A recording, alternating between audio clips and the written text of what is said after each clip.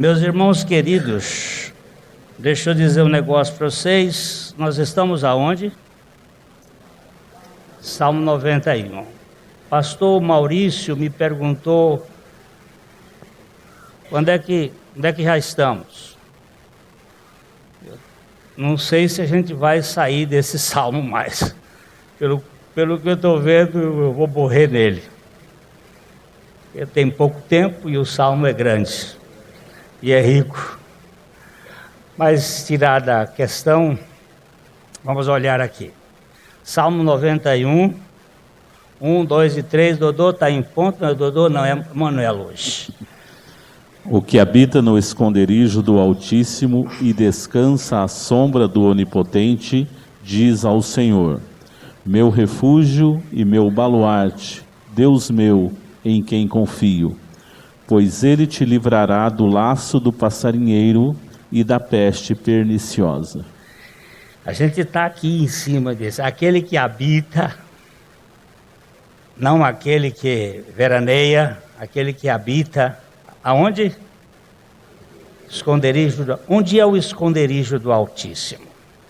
No Velho Testamento seria o Santo dos Santos. No Novo Testamento, o esconderijo do Altíssimo é Cristo. Nós estamos em Cristo e Cristo está em nós. Permanecer em Cristo, habitar em Cristo, meno é o verbo no grego, e dá a ideia de habitar no esconderijo do Altíssimo. Descansa à sombra do Onipotente. Diz o Senhor: tu és o meu refúgio, meu baluarte, meu Deus, em quem eu adquiri a confiança, recebi a confiança. Foi-me dado fé para crer nele. E pois ele te livrará. E aqui nós estamos nesse laço do passarinheiro. O que é o laço do passarinheiro? É o lugar que prende as almas. Onde começou isso? Em Nimrod. Quem é Nimrod? O sexto filho de Cush. Quem é Cush? Um filho de Cão. Quem é Cão? Um filho de Noé. O que aconteceu? Aconteceu que houve um casamento entre os filhos de Deus com as filhas dos homens. E daí veio uma cultura. E esta cultura influenciou uma geração e veio através ou de cruzamento sexual, ou através da cultura que viviam as pessoas, o costume de ser poderosos, de ser gibor, de ser forte, gigantesco. A ideia de ser como Deus, que foi inoculado dentro da raça humana. Nós temos que ser independentes, autossuficientes, e aí essa ideia enche o peito da arrogância do ser humano. Este foi o início.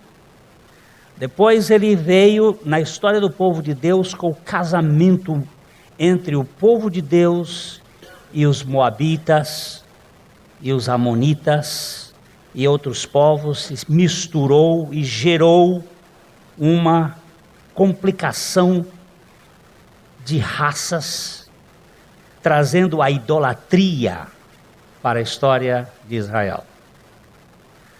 E posteriormente isso veio se fixar na estola sacerdotal de Gideão.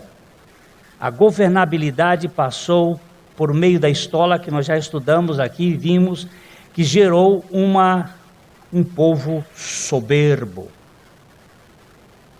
Trouxe uma maldição para a família de Gideão e trouxe uma maldição para o povo de Israel.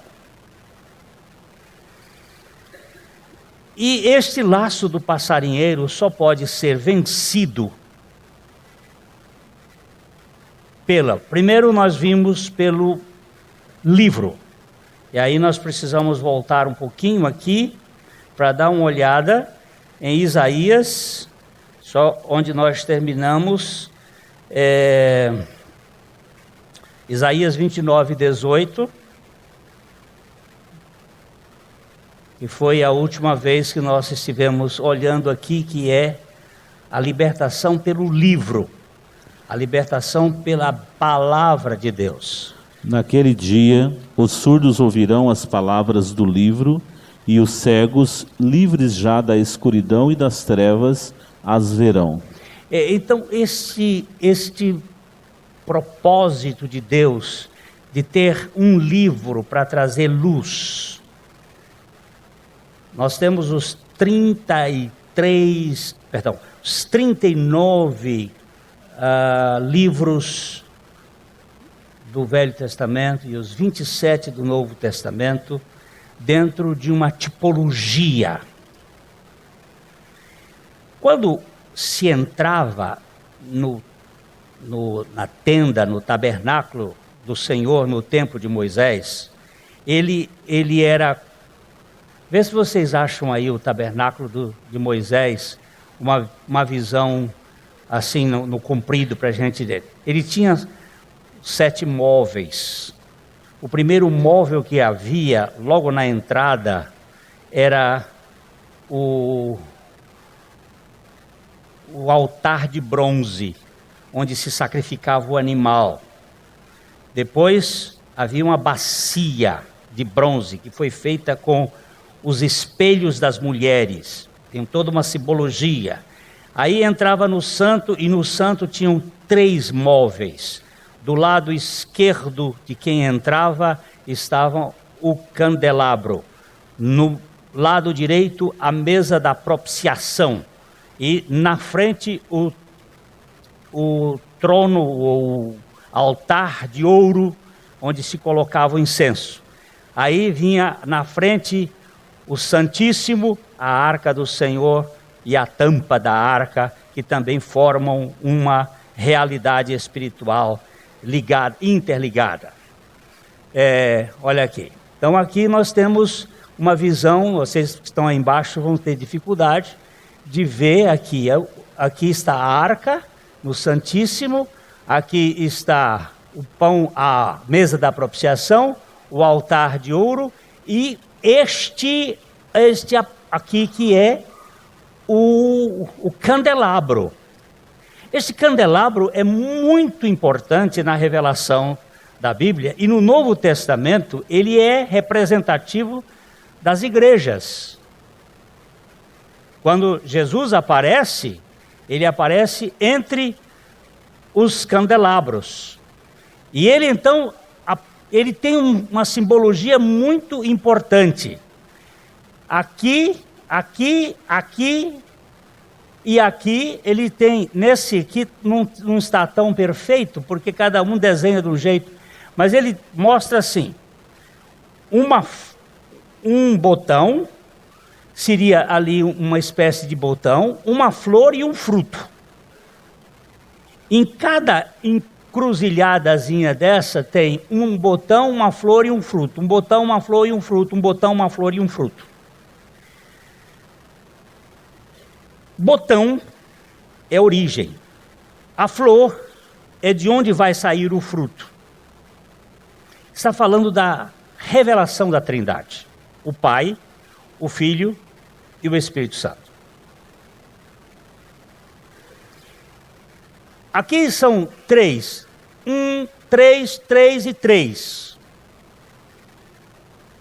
3 vezes 3, 9. 9 vezes 3, 27. Aqui são 3 e 3. 3 vezes 4, 27. Com 12, 39. Com 27, 66. São 66 livros. Nesses 66 livros, Deus tem uma luz para revelar ao seu povo a realidade de que Jesus Cristo é a luz do livro que dissipa as trevas. Ele é a luz que remove a escuridão do que o Deus deste século cegou o entendimento dos incrédulos para que lhes não resplandeça a luz do Evangelho da glória de Deus na face de Cristo. Jesus Cristo, ele é a única luz que a Bíblia se manifesta, que a Bíblia fala. A revelação é ele é a luz. Então, no candelabro, nós temos aí uma anunciação do livro e da luz que está no livro, e que o livro vai trazer revelação aos povos. Tudo que foi escrito, diz a Bíblia, para o nosso ensino foi escrito, para que pela paciência e consolação das Escrituras nós tenhamos esperança. Então a palavra de Deus, ela é a luz que vai remover as trevas. Vamos voltar agora para, olha aqui, ó, aqui tá melhorzinho, os três aqui. O fruto sempre, no último, ele é maior, porque é o fruto da amendoeira. O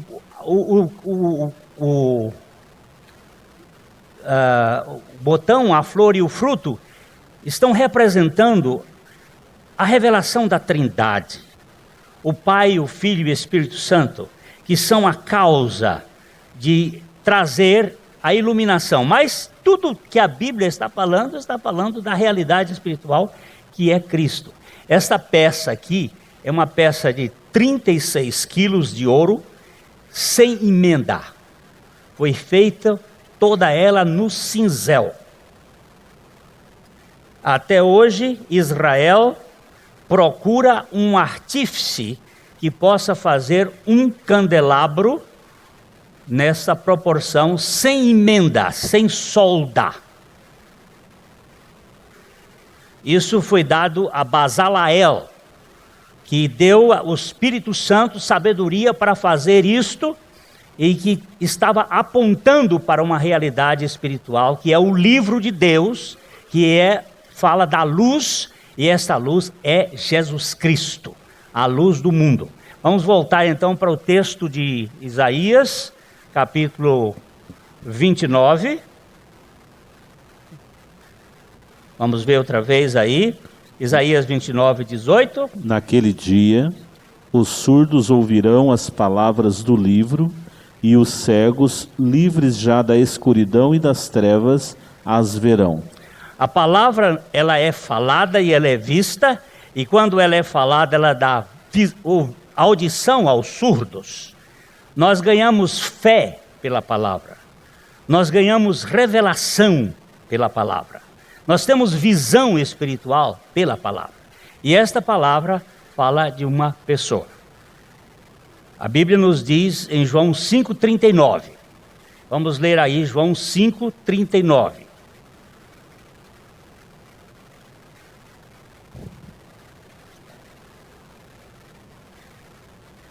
Examinai as Escrituras, porque julgais ter nelas a vida eterna, e são elas mesmas que testificam de mim. Você repara que Jesus não está mandando ninguém examinar, não é um imperativo.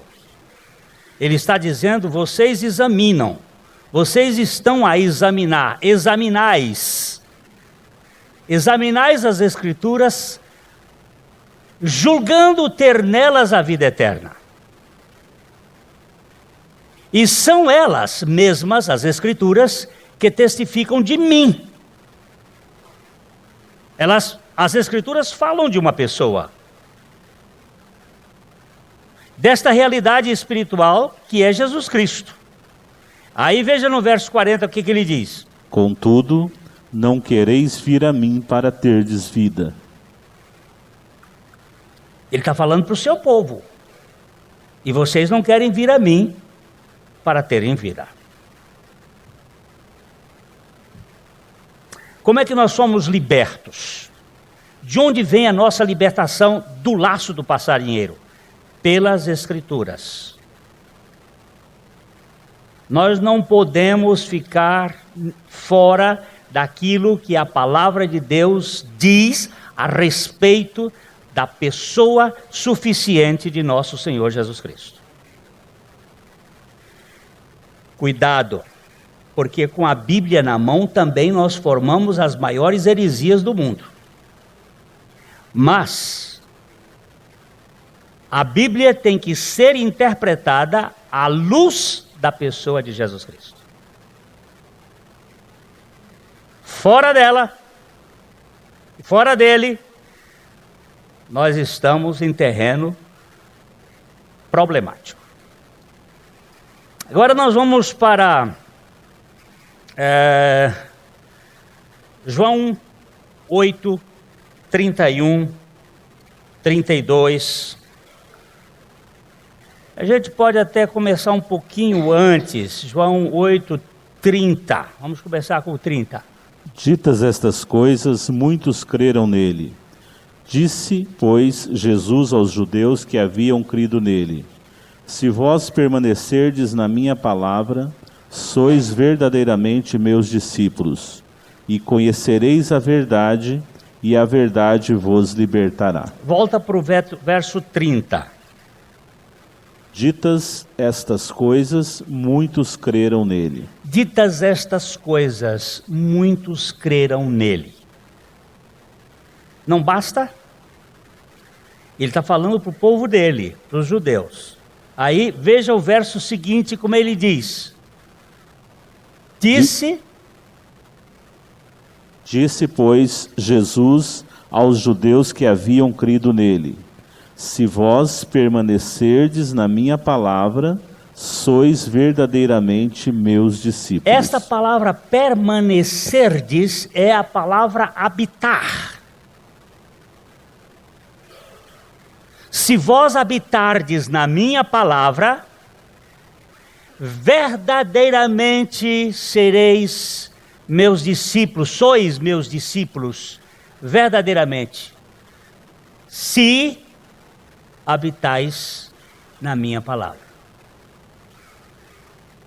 E aí ele lança a palavra de libertação. E, verso 32. E conhecereis a verdade, e a verdade vos libertará. Que verdade é essa que vai nos libertar? Não se trata de uma verdade ôntica, porque essa nós nem temos condições de saber. O que é verdade ôntica? É a verdade do ser enquanto ser, que nos foge. Primeiro que o ser de Deus está numa dimensão fora da nossa dimensão. Não dá para você entender Deus. Então este Deus, para tornar-se factível a nós, viável a nós, ele se torna um Deus encarnado. A palavra se encarna, o verbo se faz carne e habita entre nós. Mas ele vem cheio de graça e de verdade. Nós vamos para o Salmo 40. Salmo 40. Deixa 40, 10 e 11. Não ocultei no coração a tua justiça, proclamei a tua fidelidade e a tua salvação. Não escondi da grande congregação a tua graça e a tua verdade. Não retenhas de mim, Senhor, as tuas misericórdias. Guardem-me sempre a tua graça e a tua verdade. Por favor, vamos voltar ao 10. Não ocultei no coração a tua justiça, proclamei a tua fidelidade e a tua salvação, não escondi da grande congregação a tua graça e a tua verdade. Não pode ser verdade sem graça. A graça sempre antecede a verdade. Muita gente enche a cabeça de conhecimento bíblico e sabe Bíblia de cor e salteado, mas não conhece nada da verdade. Porque a verdade, para ser incorporada na realidade física do homem, ele precisou ser cheio de graça. O Verbo se fez carne, cheio de graça e de verdade.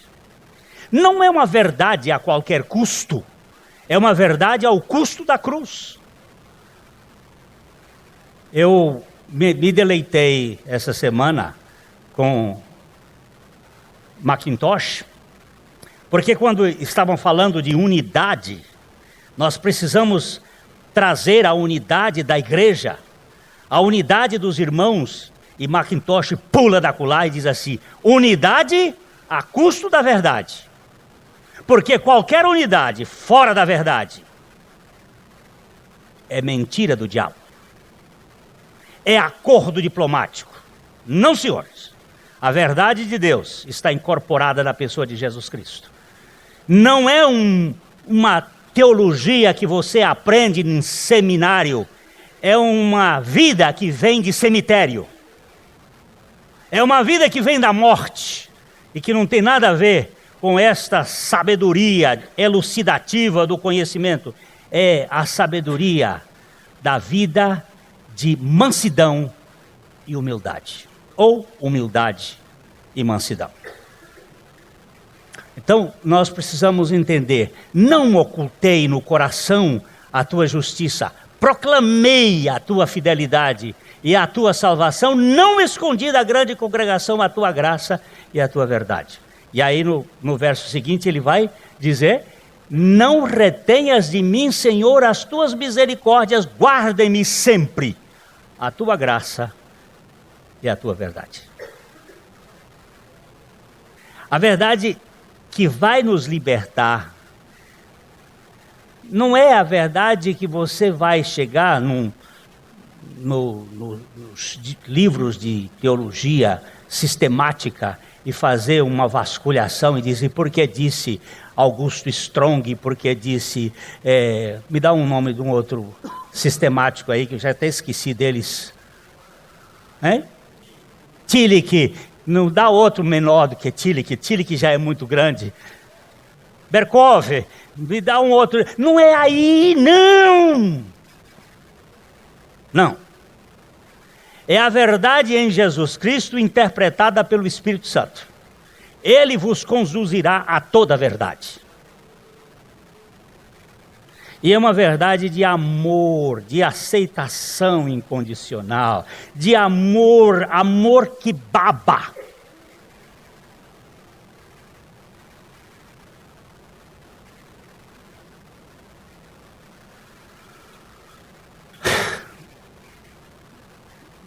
Às vezes a gente quer contar umas coisas, mas não pode. Não pode porque expõe. E o que não cobre não vale a pena. O amor cobre multidões de pecados. Ele não expõe. Uma das coisas que Cão fez foi expor o pai. O Noé, depois da arca pousar na terra do Ararat, ele plantou uma parreira lá. Segundo alguns estudiosos, foi a primeira vez porque houve mudança no sistema da terra e aí houve a fermentação, porque antes não havia fermentação, porque a terra tinha outra dimensão de posição. E Noé tomou um pileque. Agora tem gente que estuda a Bíblia com critérios, e leva anos investigando uma palavra e acha que ali, na verdade, não foi simplesmente a nudez que Cão viu e expôs, mas sim o vilipêndio, a vergonha. Ele acabou abusando do pai. E deflagrou um comportamento universal de abusos. E ali nós temos dois irmãos que não olham para a nudez e a vergonha do pai, mas trazem a capa para não encobrir, mas para cobrir. Porque o amor cobre, não encobre multidões de pecados. Não expõe. Ele simplesmente assume o seu pecado. É o meu pecado. Eu gosto muito daquela história que eu já contei aqui algumas vezes, mas não é redundância. É sempre necessário lembrarmos. Dois monges foram a uma cidade da Espanha para fazer a compra das dos suprimentos do mosteiro, um monge novo e um monge velho. E eles foram até a cidade e quando chegaram lá, o monge velho resolveu, disse, olha, eu vou para tal lugar, e o monge novo sumiu-se dele. No outro dia eles se encontraram no mercado. E o monge novo estava envergonhado, assim, e não mandava com ele. Fizeram as compras, puseram nos animais, isto é século XVII. Puseram nos animais, nos burros, nos jumentos, e vão levando as coisas para o mosteiro. E o monge novo atrás. Quando uma pessoa não quer andar com você, alguma coisa aconteceu. Ele não quer andar ou por vergonha, ou por culpa, ou por raiva, ou por alguma coisa que aconteceu. Ele não quer andar. E o monge novo está lá, freando. E o velho percebeu que havia acontecido alguma coisa. Porque eles tinham ido felizes comprar e passaram a noite em lugares diferentes. E agora o rapaz está. Aí ele chegou perto e disse assim, esperou ele um pouquinho, quando ele encostou, ele disse assim, alguma coisa aconteceu. Eu não sei o que aconteceu, mas seja o que for que aconteceu, o seu pecado é meu. E nós vamos entrar juntos, e quando chegarmos diante do altar, nós vamos confessar juntos, porque o seu pecado é meu. O pecado do corpo de Cristo é meu. Eu não posso expor. E os dois entraram juntos. E quando chegaram lá, ele confessava que tinha dormido com a moça e o outro monge, e eu também dormi com ela.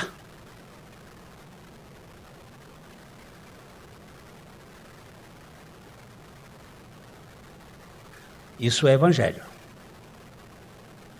Eu não tenho que expor a vergonha de alguém. Eu não tenho que encobrir. Eu tenho que cobrir. Eu achei preciosa hoje o estudo que o Maurício fez pela manhã, e ele marcou um texto da oração, que está aqui no seu boletim, se você quiser, dê uma olhada. A oração feita por Lutero.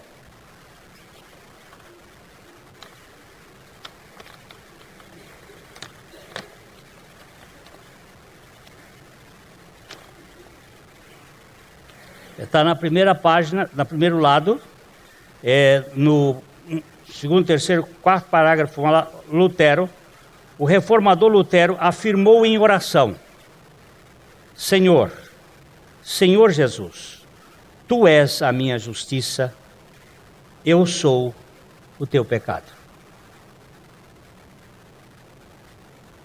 Tomaste sobre ti o que era meu,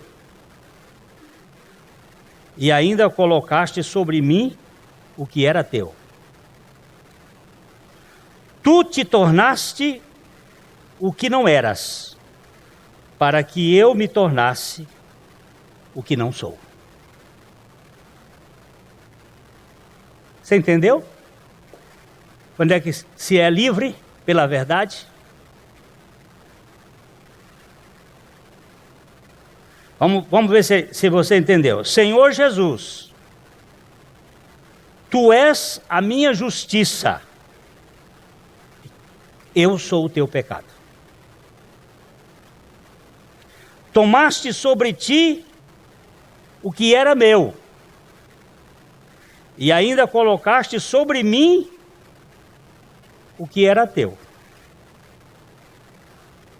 Tu te tornaste o que não eras, para que eu me tornasse o que eu não sou. Isso traz libertação ou não, meu irmão? Hein? Isso traz ou não traz libertação? Por favor. Poxa vida. Eu não preciso carregar nas costas um manto de hipocrisia, tentando ser o que eu não sou, porque Jesus Cristo já levou sobre si tudo o que eu era, ou tudo o que eu sou, para eu ser nele o que eu não sou. Isso é livrar, pela verdade, do laço do passarinheiro. Porque o passarinheiro, que é esse sistema que quer botar uma corda no seu pezinho e fazer você ser o que você não é, faz um peso desgraçado. É verdade ou não é, Luciano? Eu apontei o dedo para ela aqui porque nós dois se escrevemos um para o outro nas dores da alma. Vendo o que Jesus Cristo tem feito por pessoas, muitas vezes outros que estão sentados num lugar que não devia nunca nem pensar em sentar, que é o trono de Jesus Cristo para julgar alguém, enfiando o dedo na cabeça de uma pessoa, a pessoa pela qual Jesus Cristo deu a vida por ela. Aqui nessa igreja, já many years ago, uma alma teve um sonho. Esse sonho, ela dizia ter tido arrebatamento. E ela via todo mundo subindo, até eu subi no sonho dela. E via as pessoas subindo, mas ela ficou. E entre a nuvem, que ela não via as pessoas entrando na nuvem, ela começou a gritar: Senhor, e eu, Senhor. E ela ouviu uma voz de cima da nuvem, falando bem forte: você não. E ela perguntou: por que, Senhor? Ele disse: porque tu tiveste a ousadia de assentar na cadeira do único juiz do universo, para julgar os seus irmãos.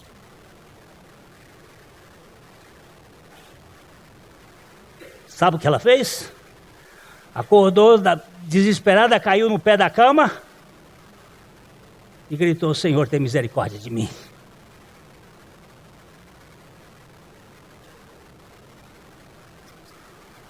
Tem misericórdia de mim, Senhor. No outro dia ela chegou aqui me contando essa história e disse: da sua história o bom é que eu subi. E da sua história o bom é que você se arrependeu. O bom nessa história é que houve arrependimento. Porque todas as vezes que Deus fala conosco, a sua graça nos leva a ter atitude de dizer: Senhor, nós não podemos, mas dependemos de Ti. Irmãos, não retenhas, Senhor, de mim as Tuas misericórdias e guarda-me sempre a Tua graça e a Tua verdade. Verdade que nos liberta. Eu queria dar ainda uma lida no Salmo 85, 10.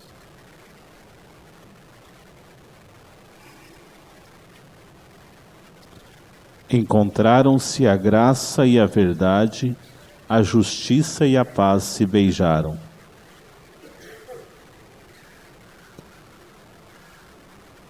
Encontraram-se. O que é que se encontraram? A graça e a verdade. E o que é que aconteceu? A justiça e a paz se beijaram.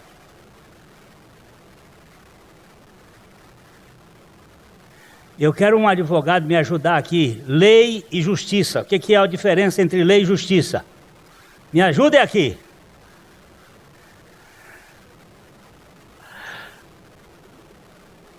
Lei e justiça.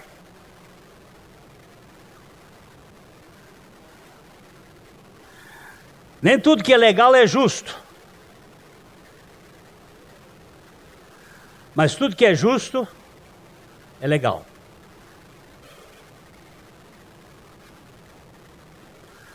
Aqui nesse país mesmo, a justiça anda prostituta de boca de rua.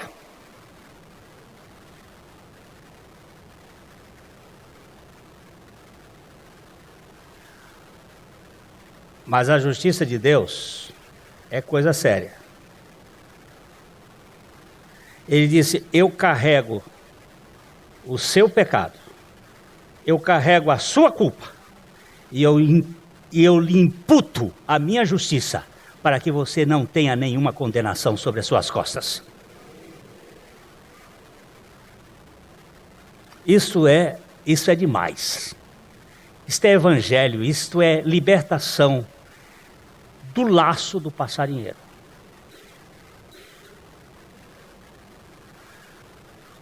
Quando alguém chega para você e te acusa, você pode até dar uma explicação como eu dei aqui há pouco. E sempre que for necessário, eu faço essas explicações. Mas eu não tenho que me justificar de nada, porque eu estou debaixo da justiça de Cristo. É Ele que é o estandarte da justiça. E quando a graça e a verdade se encontram, elas conciliam a justiça e a paz, e há um beijo. Um beijo na boca de aceitação incondicional. A minha Bíblia usa nas suas metáforas algumas figuras que me encantam o coração, mas uma delas é o seguinte: o vinho é bom, mas o amor é melhor do que o vinho. E mais precioso do que o vinho é o beijo do amor de Deus no seu povo, de aceitação. Primeiro ele deu um beijo na criação, soprando a vida no homem. Depois ele deu um beijo de hálito ao soprar a vida da justificação. Está tudo consumado. E entregou o seu espírito para restaurar na ressurreição um povo sem cadeias, sem prisão, sem medo, sem vergonha, por favor. Entenda, não é sem vergonha, é sem vergonha, sem culpa, sem interesse, sem dever, mas impregnado de amor. Eu gritei e vou continuar gritando: se meus filhos vierem me visitar, movidos por qualquer outra coisa que não seja o amor, que eles fiquem lá. Escutem, vocês que estão me ouvindo pela internet. Estou falando para os filhos. Vocês movidos por outra coisa, que seja culpa, vergonha, qualquer coisa, fiquem lá. Mas se for movido por amor, pode vir que nós vamos fazer festa. Pode vir que aqui tem lugar para a gente dançar e tomar vinho. E festejar na suficiência daquele que ama incondicionalmente. Overdose de amor não faz mal a ninguém.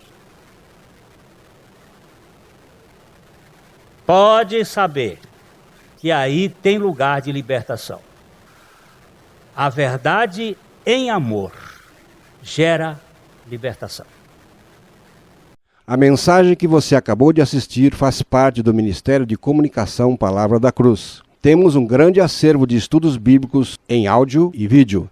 Distribuímos também gratuitamente o jornal mensal Palavra da Cruz. Entre em contato conosco pelo fone 0 operadora 43 3372 8900 ou pelo e-mail livraria@piblondrina.com.br. Visite-nos pelo site www.livrariapiblondrina.com.br ou acesse www.piblondrina.com.br. Graça e paz.